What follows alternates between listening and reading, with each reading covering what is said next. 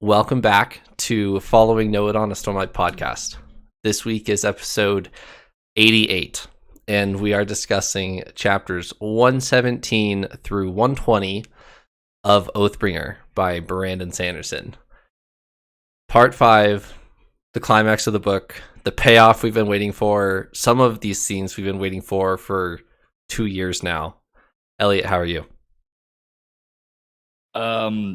Overwhelmed. I don't even know how to answer that question. I was trying throughout these last couple of weeks as I was reading these to give my live reactions in our Discord channel that we have for that, and I just couldn't. I didn't even know how to process what I was reading. This was epic. Doesn't even do it justice.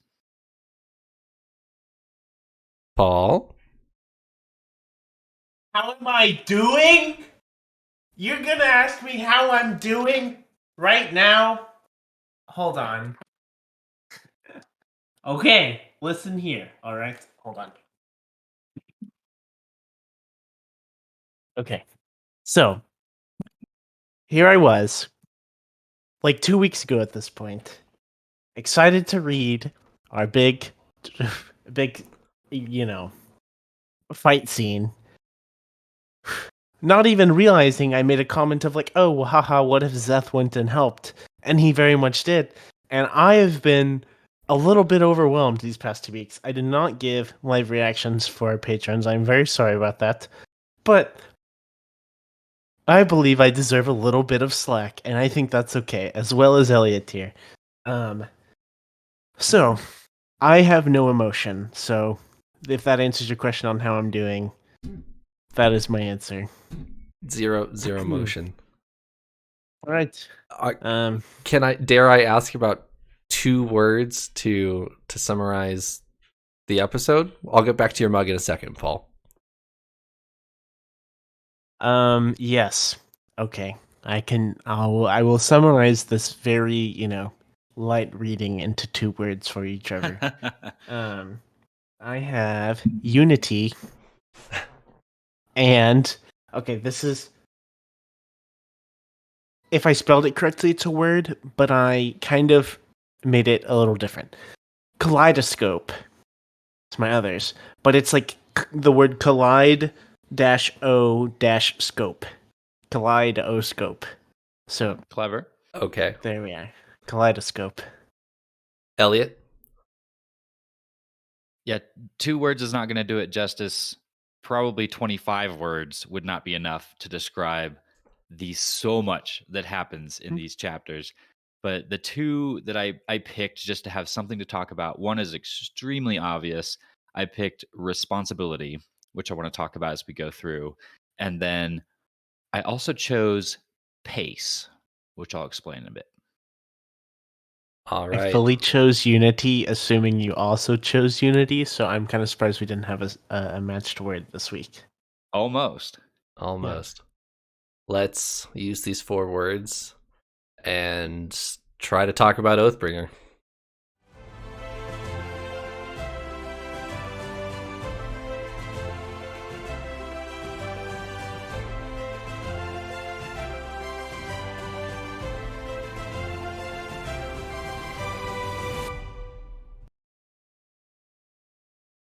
So Brandon Sanderson is a master of payoff. We know this already. We knew this going in.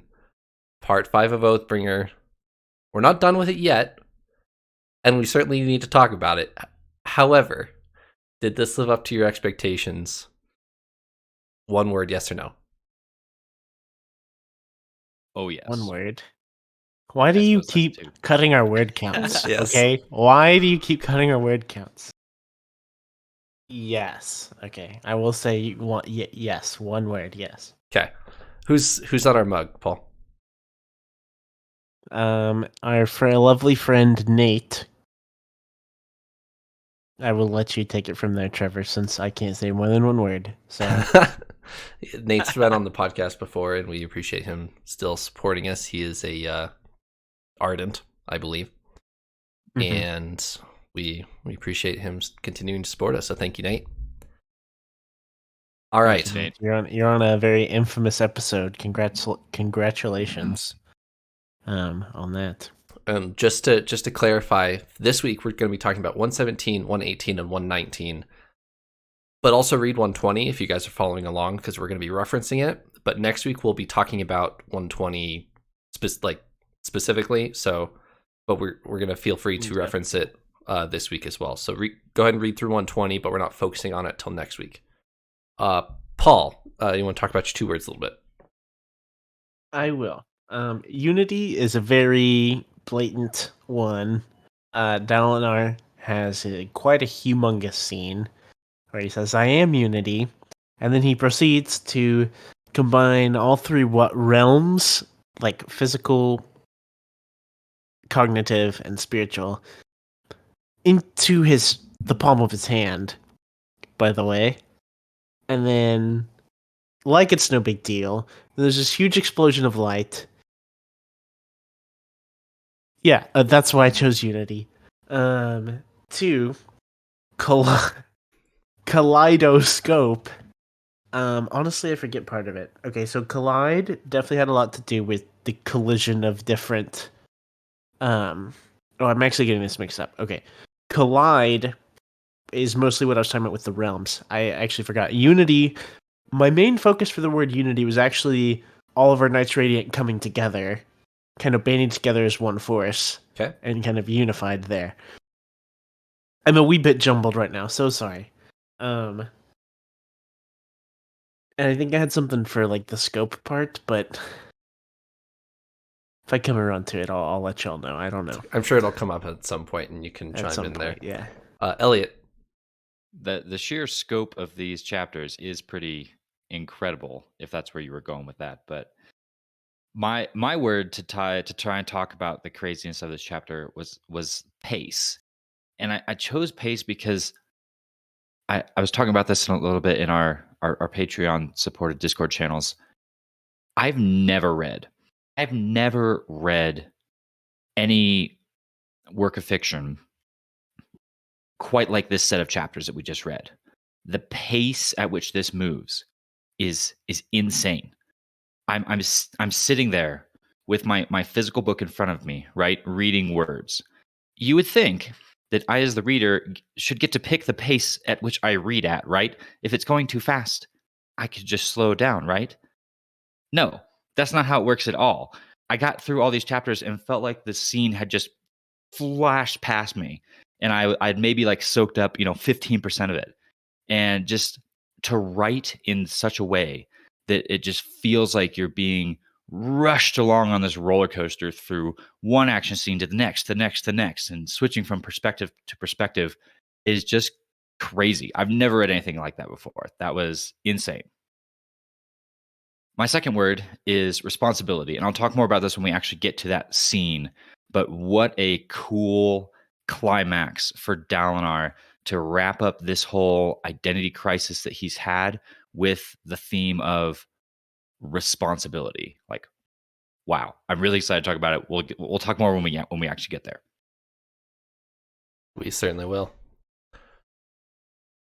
All right, without anything further to get in our way, let's just dive right into it. I do want to talk about characters specifically all the way through. So we'll talk about a character arc, because let's be honest, 117 through 119 is all pretty much one scene, and it just keeps going through the 3 chapters. So I'm going to save Dalinar for later. Go ahead, Paul. You look like you want to say something. I do. I'm just asking y'all a question, and I'll answer myself. But I'm excited to dive into all of our characters. But I'm curious who y'all are most excited to talk about. Like, which characters? Are you asking about me specifically? You and Eliot, yeah. Like Dalinar. who are you most excited to talk about? Okay. Yeah, I'll give you exactly one guess for me, but the obvious one is Dalinar, but I'll actually throw in a very close second, Szeth. I'm actually quite excited to talk about what happens with Szeth in these chapters. I understand. Dalinar is like the star he's the star of the show here. He's the centerpiece.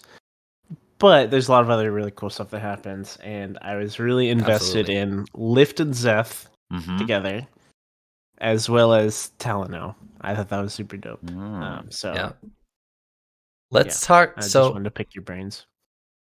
bouncing off of last week, all you wanted to know about was Renarin and Jasnah. So let's talk Renarin and Jasnah for a bit, because they get their scene not in 117 but in 118. Well, kind of both, but their scene is kind of resolved in 118. What is up with Renarin? He has a messed up spren, he has visions, but Jasnah, he sees in his future visions that Jasnah is going to come and kill him. And she doesn't, which proves to him in the moment that his visions can be wrong.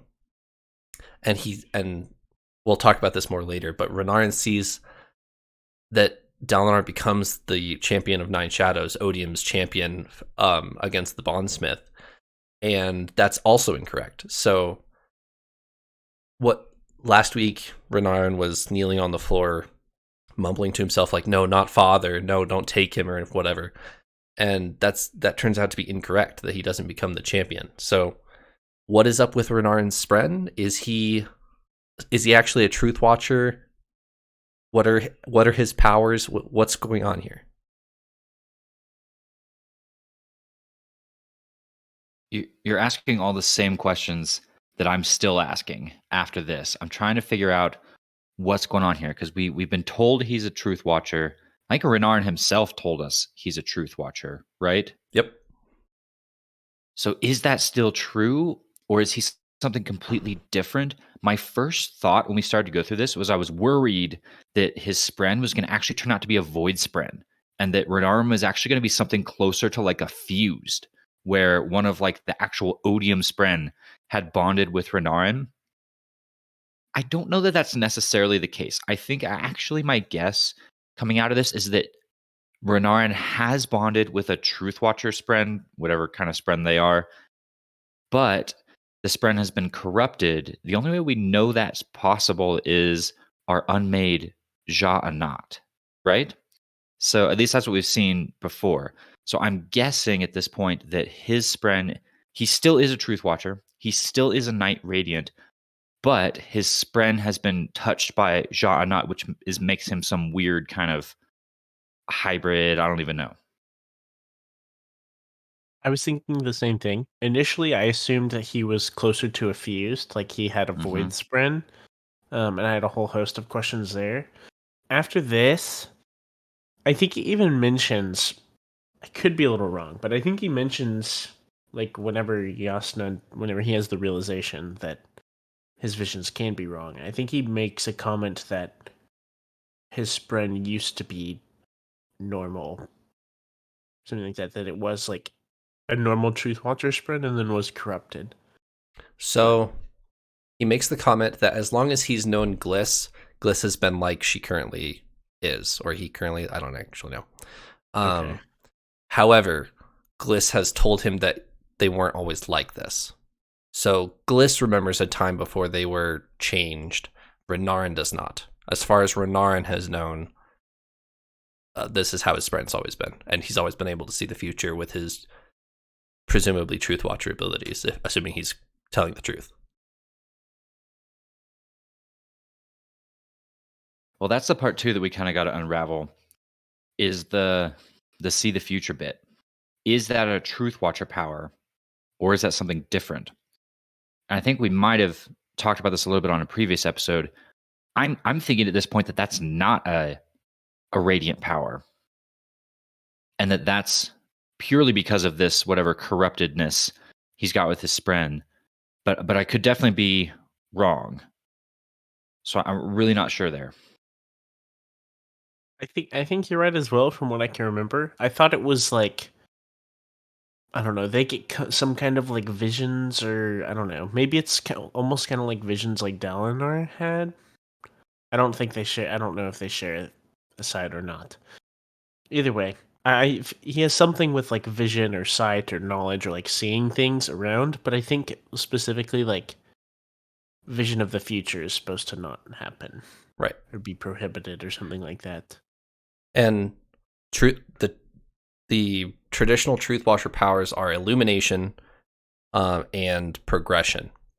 So you could interpret that as you see things that aren't there of the future because he has progression as well. So you could interpret that as a Truth Watcher power. Progression is like the regrowth ability that we've seen Lift use, and that Cobbler way back in the Way of Kings, stuff like that.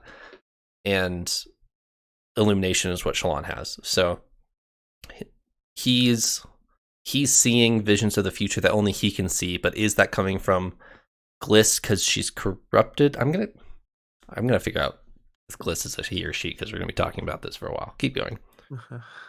I wonder if it's like a combination of the two.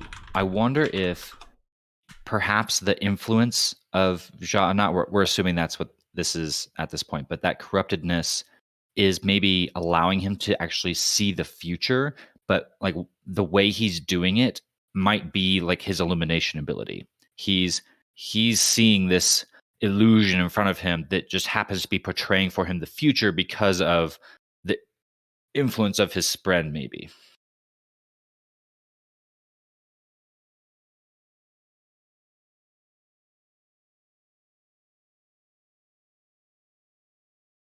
I could very well see that being the case. I do have to say on a He.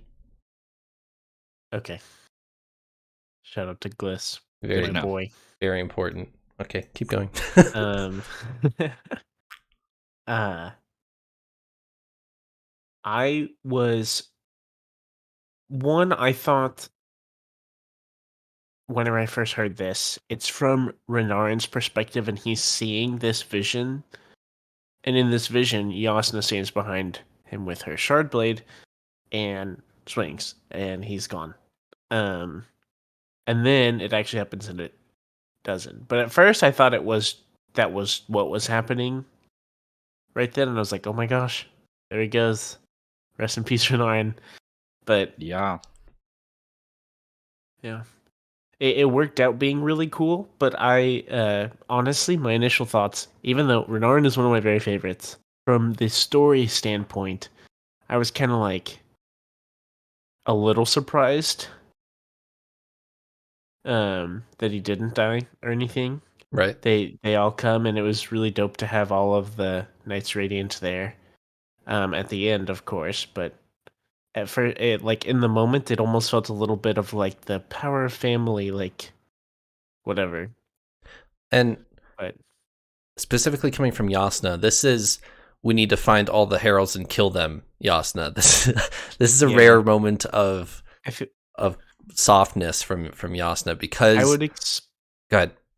I would expect this with like Adolin or something, or any of the other family members actually. But Jasnah, she like very much knew ahead of time what she was going to go do, and she just like went in there to do it and then didn't do it, and I was surprised.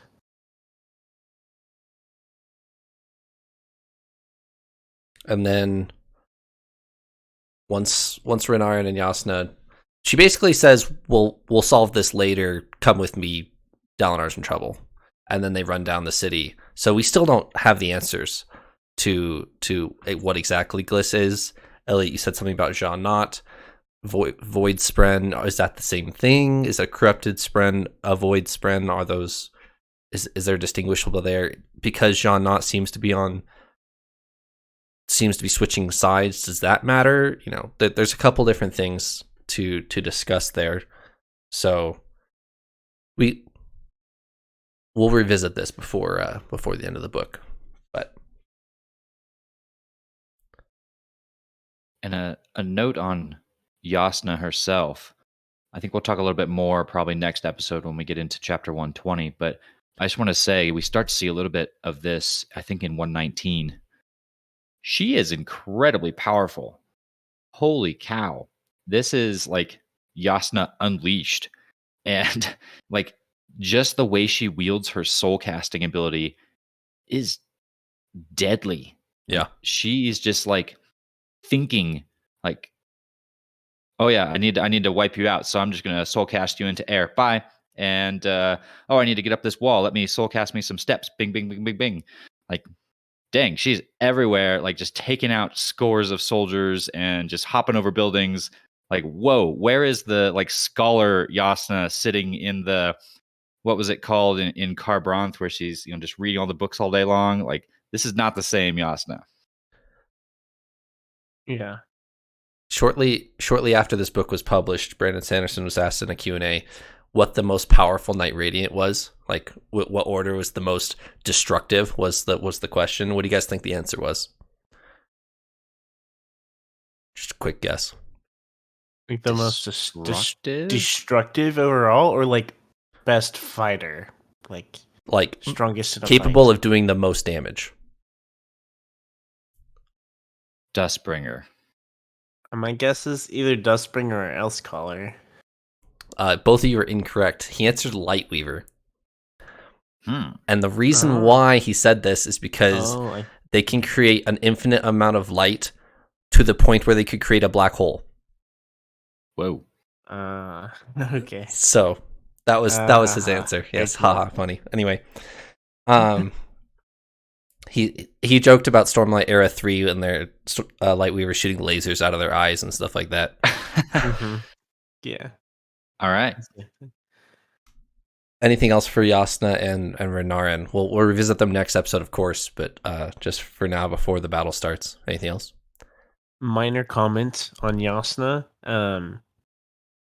Yeah, kind of touching on what Elliot said before. Like, we kind of have known Jasnah to be like a more scholarly, even almost like political figure at times, like leader, in a sense.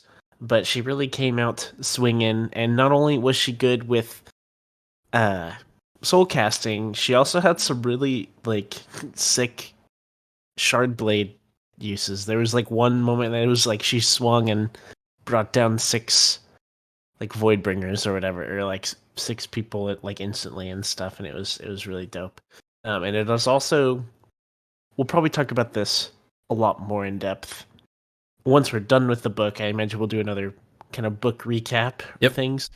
And like a movie adaptation, I envision Jasnah as a much more like domineering like woman, I guess, or like more of a fighter than I initially had, for sure.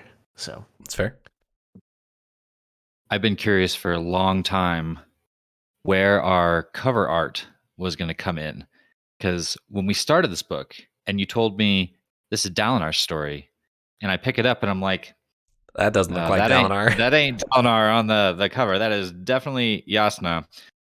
And I think we found it. Am I right? Is this definitely the scene where we see her wielding her powers? You did.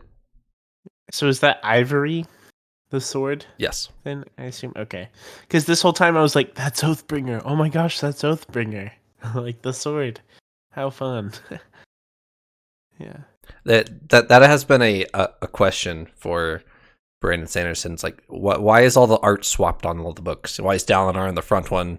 Why is Kaladin's on the second one? Why is Kaladin on the second one? Why is Shallan on the fourth one? Like, what's happening here?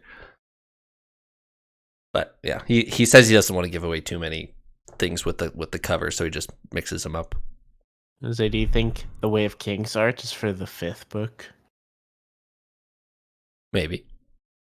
We'll see. Anyways. Because the 5th book will have Vinley. Obviously, everyone knows this. Yeah. And we don't have one with Dalinar. Never mind. My idea's ruined. All right, who's next? Should we do Kaladin, Shallan, Adolin? Sure. Yeah, whatever you want, Trevor. Sure. Sounds great. Okay, so this kind of piggybacks off of Renarin anyway. So once Kaladin, Shallan, and Adolin figure out that they can't open the Oath Gate, we're actually in an Adolin perspective, and he's pretending to be an illusion, and the fused see Shallan on the Oath Gate, and they don't seem concerned that she'll be able to access the Oath Gate, and Adolin's like, that's not good. And so he's pretending to be an illusion, and the fused gets a cut in their hand and throws a bunch of blood into the illusions. It splatters on Adolin's face, so he's the real one, and then they come and just stab him right in the stomach and then fly away. And fast forward a little bit, Kaladin runs over to him. His intestines are cut. This is a fatal wound that Adolin has received here. And then we get to the Paul. You actually were talking. You talked to me about this a little bit off camera. How frustrated you were with how many cutaways there is here, where Cal's like, "Speak the words, speak the fourth ideal. That'll save us here." And then it cuts away, of course, because some cliffhangers. And it comes back, and Kaladin's like, "What if I spoke the words?" And then it cuts back away, and then it comes back. So. Long story coming back for like super tiny like things that like it was just frustrating. Like Brandon Tension is literally just having fun playing with us at this point because like you said, it was like, oh, Miss Stormlight ran out, and Syl is like, just say the words, and then it cuts and we go see all this other cool stuff, and then it comes back and he's like falling and he's like, man, about those words, and then nothing, and then it cuts away, and then it's just it was the worst. It was the worst. And we can talk about the swap point of views here in a second, because I'm actually curious to hear what you guys think of this. But Kaladin doesn't say the fourth ideal in this battle. Not with Amaram in 120, not before that, still in Shadesmar in 117 through 119. What are you guys' thoughts on this? What is it that he can't say? Any ideas? Why can't he say it? Because I've been trying to guess. I've been trying to guess this for a little while, actually, because we know he's building to his fourth ideal. He should be getting to it, but in the past, he's had to like say something that he's been struggling with. And I honestly can't figure out like what specifically is Kaladin battling with here that he needs to speak. And then clearly in the scene, he knows what to say. It's obvious. He knows it, but he can't summon the strength to actually say it and mean it. Right. What? I'm stumped. I can't even think about what this would be. It's Windrunner, so it's got to be, protecting something. But what is Kaladin so struggling with that he can't want to protect? It is difficult because, especially in this book, we haven't seen that much of Kaladin having a big internal conflict or like moral battle. Like in the second book, it was all about the like revenge and like defending Elokar or seeking revenge for Moash, like all this stuff. This book we don't really have that, and honestly, it's when Amaram comes onto the scene. This is my thoughts on the fourth ideal and Kaladin. Amaram comes onto the scene, and Dalinar, I think it's Dalinar, has a moment where he's like, Amaram, come on, man. Like, what are you doing? Come on. Let's be friends. Like, what are you doing with Odium? And Imram, who's probably a little bit corrupted at this time, doesn't, whatever, a little out of his mind, says that he will never get forgiveness. And they're referencing Kaladin. Like, pretty, I think they say it, right? So Dalinar assumes he's referencing Kaladin, but Amaram says no, he will never forgive himself, is what he means. So Dalinar's like, what, Kaladin will never forgive you? And Amaram says, no, he will never forgive me. And he points to himself. Oh, okay. Fair. That kind of throws a wrench in my plans. So Amaram needs to get with Teft, because Teft said, like, oh, I will protect those I hate even when I hate myself the most, and stuff. So maybe Amaram needs a lesson from Teft.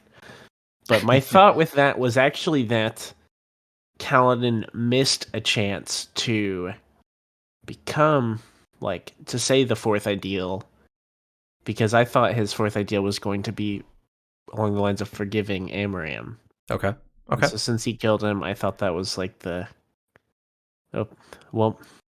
maybe in the future we'll see a time where it happens and then he says the fourth ideal or something, but that was my guess. Because there's nothing else emotionally pressing in Kaladin's storyline that I can think of. It's that impactful.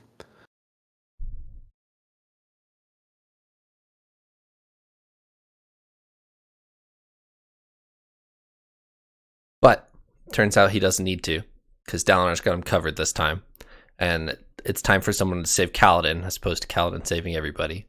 So we'll get back to Dalinar here in a second, but the Oathgate doesn't work. Adolin's about to die, and Dalinar claps them into the physical realm. And but we'll get back to that in a second. Renarin runs down with Jasnah and heals Adolin for the first time. He'll heal him again for a second time in the next episode. So let's talk about Adolin for a second. Adolin, and he's mentioned this before to Shallan, that he feels out of his depth lately. Everybody around him is swearing all these ideals and, you know, becoming Knights Radiant, and Adolin is still Adolin. We'll talk about this certainly more next episode, because there's a specific interaction with his spren that happens, which we can talk about later. But what are you guys' thoughts on Adolin right now? I see what you mean. It's kind of funny at the end because they have this big lineup, and it's like every Knight Radiant, even some heralds are there. And like I just kind of imagine Adolin off to the side, just like, well, that's cool. Like, I'm glad I'll take the picture. Like, Right. you guys go have fun. He's like he realized it's a family photo, and then he like scoots out of frame, like, yeah, exactly. Yeah. And stuff. I feel bad for him, but also the fact that he is standing at the front lines here without being a Knight Radiant still shows how like impressive he is, and absolutely, which is really cool. And I still am a big fan of Adolin. I think he's grown on me more this book as well. Like I said, I think he's our one like sane person left in our story. So I agree. He's somehow now the odd one out and the normal one all at the same time. Yeah. Yeah. And Trevor, you hinted at, I think there's a lot more to talk about for Adolin maybe in the next episode in 120. There's a few key parts in there. But I think the bit that's happening with his spren actually starts all the way back in chapter 117, in that scene where Adolin gets stabbed through the stomach. He actually gets saved before Kaladin and Shallan show up by his sword spren. The right. fused, I'm trying to remember the scene. It's many pages ago now, even though it's like 3 chapters ago. the fused has stabbed him, and I think it's coming in for the final blow or something like that to finish him off. And his spren, who to this up until now has done nothing but just kind of shuffle along after them and stare blankly at everyone, like leaps into action, jumps on the back of the fused, and saves Adolin's life. Like that was kind of a big moment to me. Like, whoa, we have not seen that spren do anything, and then all of a sudden she jumps in to save Adolin's life. Like that moment was enough to awaken her to action. Right. That's interesting, and maybe the start of what then we see a little more of in chapter 120 coming up.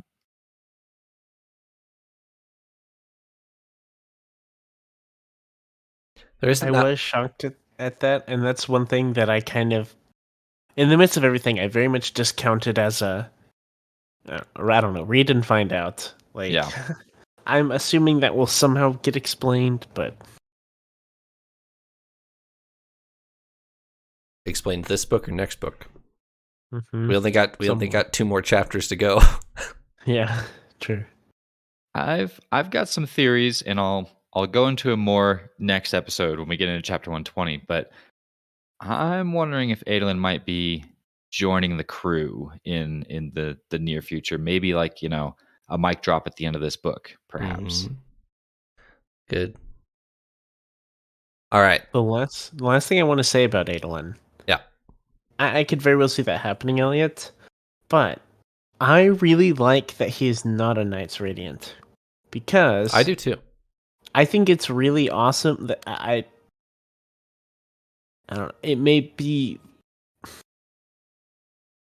if everyone was a Knights Radiant, it still kind of takes, I feel like it would kind of take away. Like if he is like the missing piece, I don't know, he comes in and he's a nice, good, healthy Dustbringer or whatever, joins the crew. That would be super awesome, and I would love that. But right now, that he's there and he's not, I think adds a lot to this character and makes everything else a lot cooler still, you know. I really like that you said that, actually. And who are our two main point of view characters that have yet to Night Radiant themselves? Adolin And Well, Venli next chapter, but Venli, we'll get there. Yes. Okay, yeah. I was yeah. going to say Navani. Navani has yet to. Oh yeah, that's has right. yet to say any sort of Knights Radiant-esque things. So, all right. There's not much content for Shallan this chapter. We will come back to her next episode with some key information. But did you guys have anything for Shallan specifically for this episode?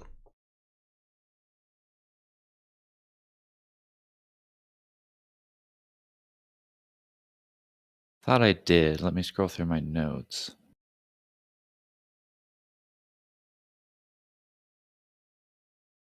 I guess it is all kind of next chapter because, yeah, she really has her big moment once the battle gets underway there. So, Right. yeah, I guess we're talking about Shallan next one. Yeah. Shallan doesn't have anything too big other than she's at the beginning of this everything. She's trying to still persuade the Oathgate Spren to let her through. She's trying everything. And then they say no. And then Dalinar breaks them out of the cognitive realm with the flick of a wrist. So let's talk about not Zeth. Let's talk about Teft real quick here while we're talking about Kaladin, because I want to talk about Teft and Urithiru real quick. He gets maybe a page and a half total between all three of these chapters. He gets real quick, like maybe a paragraph here, a couple lines here, a paragraph here. But I really like Teft's arc here, and what is there is really powerful for him. Coming out of the interludes, he's had he gambled away his coat. We are assuming that was used against Bridge 4. It might have been a light weaving, as Eliot said in that previous episode, but his coat is used against Bridge 4, and he cannot stand himself. He goes and hides because he can't handle facing Bridge 4, and one of his Bridge 4 mates is dead. Rock is severely injured, based off of what Teft has done with his own coat, and he hears the battle happening at Urithiru. There was some singers who came across from Kholinar, and he hears Bridge 4 dying out on the plateaus. And I want to read his ideal. So real quick here.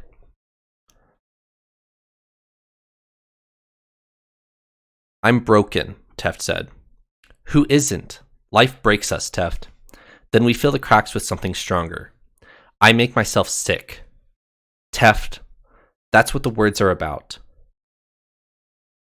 I will protect those I hate, even if the one I hate most is myself. Which ideal is this? So I had this realization the second time through. I did not catch this the first time. I'm reading it the second time, and I read that again, and I paused, and I was like, wait a second. That's not the second ideal. That's the third ideal. I had to think back to my whole Kaladin progression, right? Kaladin, right. The first ideal is the same for everybody, right? The whole journey before destination. Then there's I will protect those who can't protect themselves. That's the second. And then the third one was the whole Kaladin, do I get revenge on Elhokar? Do I protect him? I will protect those I hate. So Teft is way further into this than I assumed he was. I assumed he would just barely said the first ideal, and now here he is, making a huge jump to say the second. Oh no, he's already at the third. I don't even know what to think about this. Which is actually super important when you think back to the real quick Teft content that we've had in this book. His Spren has been trying to pull him out of his drug slump, and he's been saying, you've said words, Teft. He said the second ideal, and his spren is trying to coax him into dropping his moss addiction and stuff like this. So this is his third ideal, which, quick note, I really like that the third ideal is not the same for everybody, where you alter it a little bit. I will protect those I hate, insert who you hate here, like so I really enjoy that just as a writing perspective. I was going to ask you about that, if that was intentional, or if Teft was like a one-off. Is that, I mean, do we know, or can you tell us at this point, is that like a Windrunner thing? Is the third ideal is like a personal to you thing? So think back to the Skybreakers. The Skybreakers' fourth ideal is extremely personal. They get a personal crusade, remember, and Szeth has already chosen his. I will cleanse Shinovar is what he has decided his crusade's going to be. And so once you get into the later ideals, they do become rather personal. So got it. Okay. Which I suppose that makes perfect sense, because the first ideal is the same for everybody. And then your second ideal so far apparently seems to be kind of, specific to your order. Right. And as you go further and further, now it's going to get specific to you. Now it's going to get, something that's, relating to your journey. Okay. I'm tracking. That makes sense. I had thought about that too, Elliot, and whenever I first heard it, I was like, we haven't heard this exact one. Is this the fourth? And I was like, no way. Because my thought process was, there's no way that every Windrunner, like, hates themselves the most. Right. Right? It's like, that would be a very specific thing for Windrunners. And so I was like, okay, this is definitely a unique, specific to Teft thing. I thought maybe he was just ad-libbing. Like he said, I'll protect those who I hate. Just threw in his little personal flair at the end, right. I didn't know if that is necessary part of the words or what, but yeah. Now, what do we think Teft is going to do with it? Because my one thought on this is that I think our Honor Blade has to come into play this book. Maybe it won't, but I mean, it seemed like a big deal. It seems like a big deal to me. And I'm wondering if he is going to end up surge binding and then finding the culprit and fighting them or getting that back or something.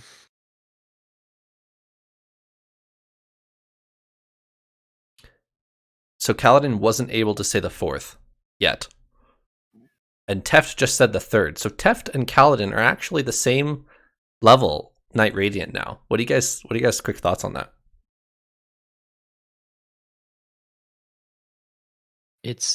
That's interesting. And it makes me wonder. It makes me think harder about Kaladin, actually, because like is Kaladin gonna like stall here? Is Teft gonna, surpass him? Is Teft gonna kind of come out of his slump and start to really grow and progress and start heading towards the fourth ideal, like before Kaladin can even get over whatever he's struggling with that we can't like figure out? That makes me worry about Kaladin more. If Teft has now basically caught up to him in the progression, and we've seen the struggle Teft has been in. He's been in a dark place. So if he's been able to get himself through that to the point where Kaladin is, now they're at the same level. How does Kaladin go forward? That's fair. My thought was we haven't seen Teft's past at all. It was always like in the Bridge Cruise, it was the ambiguous, like, whatever, my past was tough, and he would hint at it, but we didn't know. And now we know it has something to do with surge binding, but being a Knight's Radiant, but we don't know. I personally am not worried about Kaladin at all. I think he's gonna do great. He's got the plot armor. Ideal in due time. Yeah, he's got the plot armor. He's fine.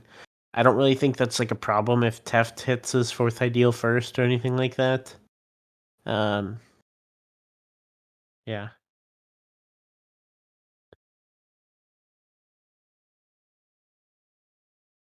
All right, let's talk about Ash, or Shalash, more commonly known. This is the Herald, Shalash, the Dustbringer, patron herald, Shalash, who,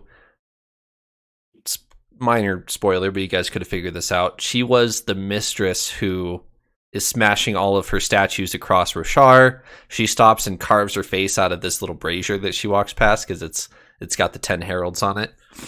And was it Maraise who found her in that interlude after part 3, I think? Or is it after part 4? I don't remember. But Maraise comes and finds her and says, I know where Talon is. And so we cut to here. Shalash comes to Thaylen City. Why is Talon in Thaylen City? Do you guys remember? Amaram whisked him away, right? Or right. At the end of Words of Radiance, the Everstorm comes.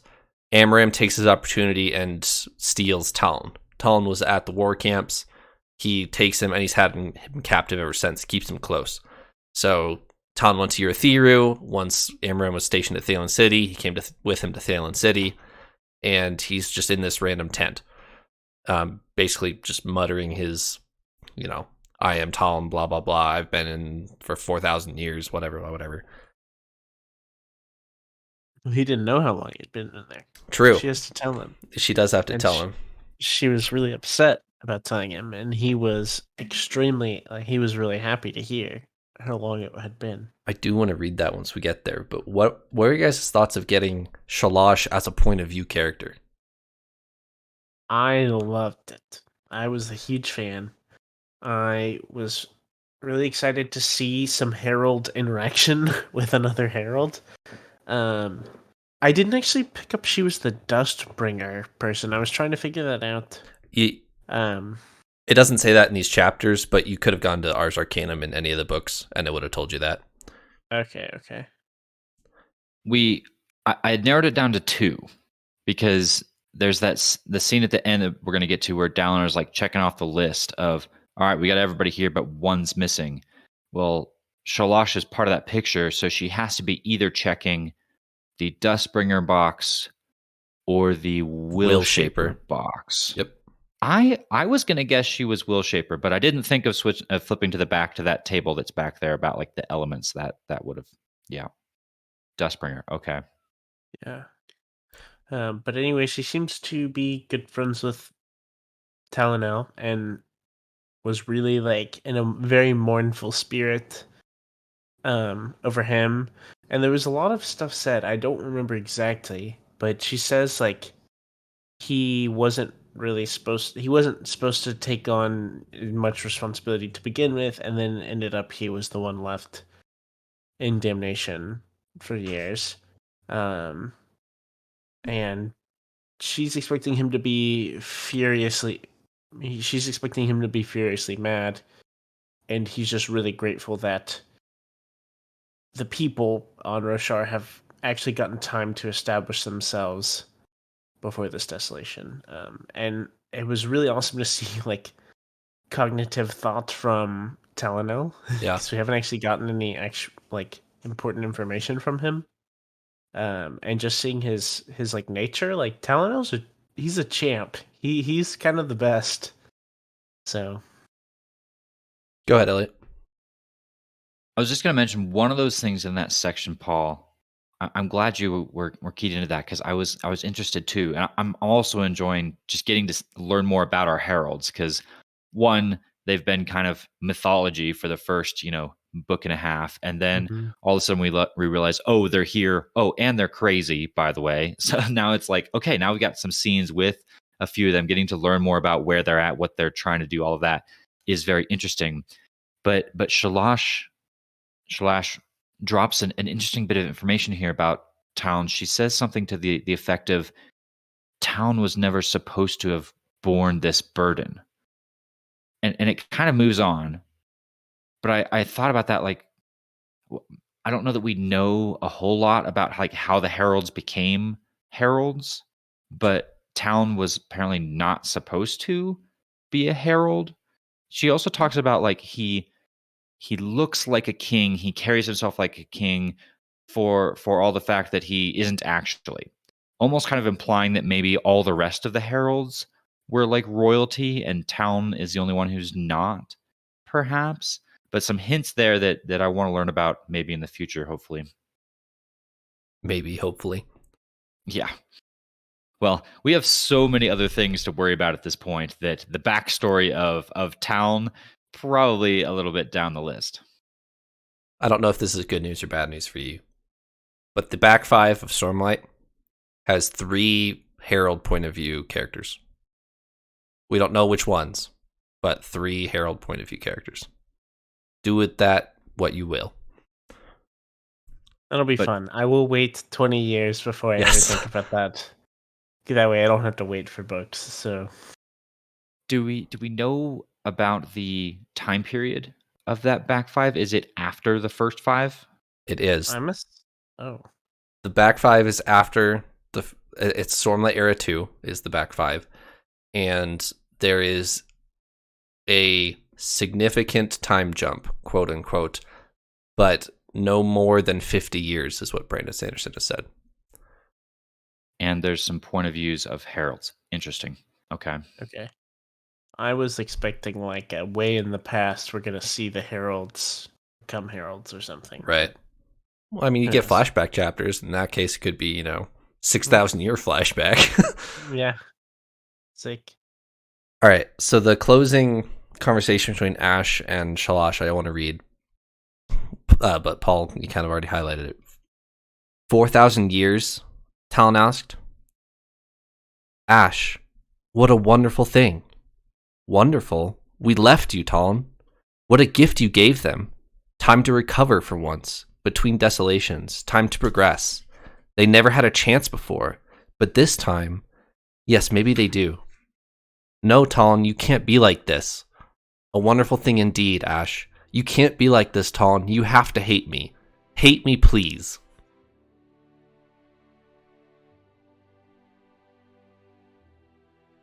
So the only not repetitive words that we've received from Talon up until this book, or up until this point, so. I laughed a little bit when I read this, and I probably should not have laughed. It's not really appropriate for this scene, but I think episode 1, our very first episode of this podcast, I made a comment.